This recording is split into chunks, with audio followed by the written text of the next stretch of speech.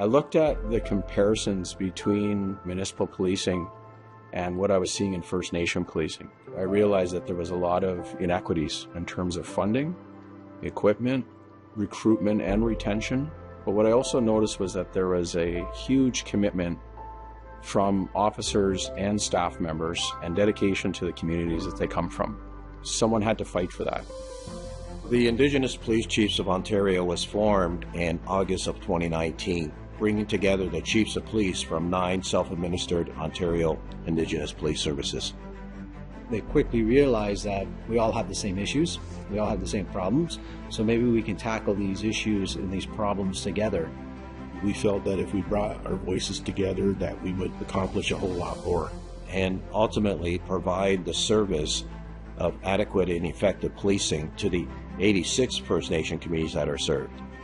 They're approaching it in a united body format. And functionally, that's power. That's opportunity. You're stronger when you're united.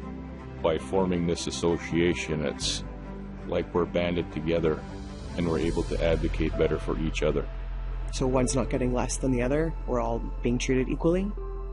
Governments always pitted us against each other, tell us to not share what we were getting with the other Indigenous services. And now it's a completely different scenario.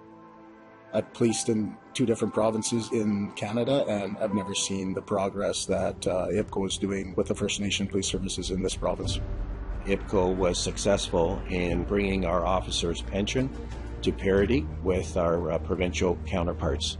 That's a big one. They would have an 80 factor, but the Indigenous officers had a 90 factor, so they had to work longer.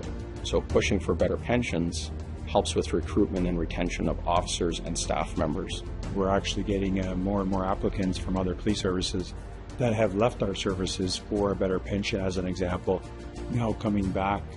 To be staffed properly, to be paid properly, that's always been a challenge. We had 8 officers. I'm now at 17, and I get 3 more in April, so I'll be at 20. You know, our people there are just like, they can't believe it that this has happened. The biggest challenge is our distance. Many times we only have 2 officers working at a time, trying to cover hundreds of square kilometers.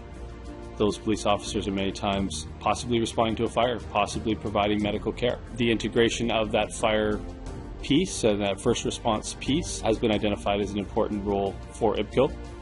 We're a few years ahead of what your experience is here. How does emergency management play a role into policing? We're more than willing to share our experiences and hopefully allowing them to learn from our mistakes. In the past, it's been stalled. So IPCO is coming in and they're going to make sure that the projects get done. I'm getting grant money to do training for evacuation support specialists in their communities. So they'll be trained to get everyone out safely and in an efficient manner. Other services, non-Indigenous, are reaching out to us and asking, well, how did you do that? Where did you get the funding for that? We have that unique understanding of our organization's needs, our community needs, where we are now and where we need to be and what our community needs to get there. We're not settling and we're not signing discriminatory agreements that are only going to hurt our communities. We have one goal and we work towards it, and everybody is committed. We're sticking by each other, and most recently we've had to launch human rights complaints for adequate funding, especially for Treaty 3, UCCM, and the Initiative at Police Services. To receive the funding that they deserve. So to be part of that is incredible and is actually historic. And not only looking at it at a provincial level, but magnifying it to understand that your successes here will create larger successes in the national and international communities. There will be fights over resources. At the end of the day, it's an advocacy that we have to make because it's what our progenitors, those that came before us, would expect of us. We're always taught that we have to look at the next 7 generations coming after us.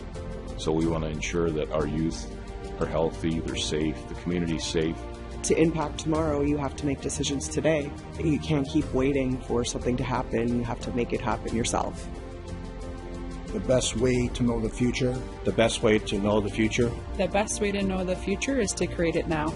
Is to create it now. Is to create it now. We've been below for over 3 decades.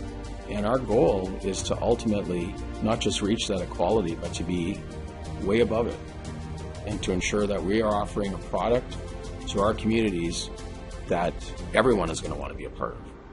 And it is incredible to stand alongside my brothers and sisters in IPCO and know that we are making a difference and we are changing the face of First Nation policing presently and in the future.